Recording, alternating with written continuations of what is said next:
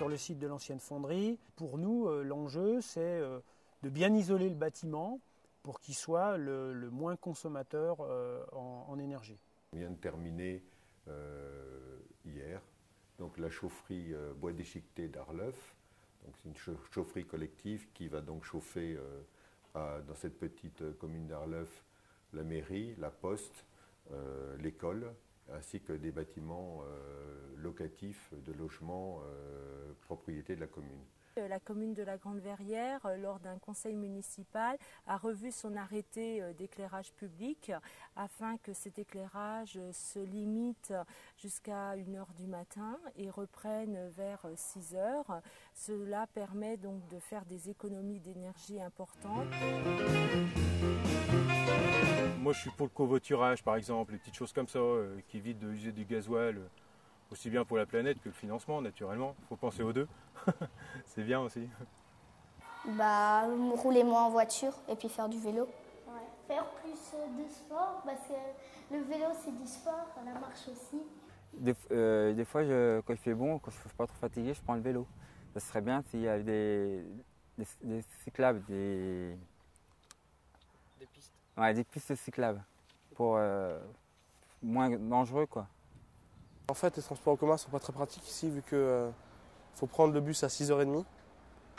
Puis on arrive ici à 7h30. Donc peut-être retarder un peu à 6h45. Ça serait bien. On ne remplace pas le bus. Elle est bien la dame. Elle est bien. Et c'est pratique ça? Moi, j'ai un genou handicapé. Pour le moment, c'est très pratique. Le handicapé ne pourra jamais s'adapter à un bus sans fond plat. La personne handicapée en fauteuil sera condamnée à rester chez elle.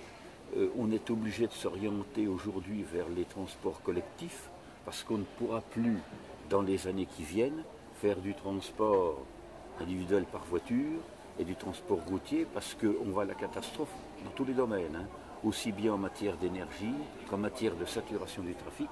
L'avenir, c'est le transport collectif.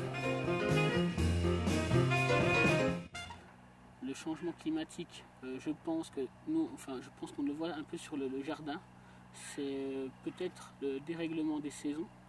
Donc aujourd'hui, on est quand même le 18 octobre, ils annonçaient 28 degrés. Donc est-ce que finalement c'est des températures normales pour cette saison? Des hivers qui sont plus ou moins marqués, des saisons plus ou moins marquées. Moi, comme problème que je pense qu'on pourra avoir, c'est le réchauffement de la planète qui fait fondre les glaces dans les pôles. Donc on risque d'être inondé. Les territoires de terre risquent d'être rétrécis.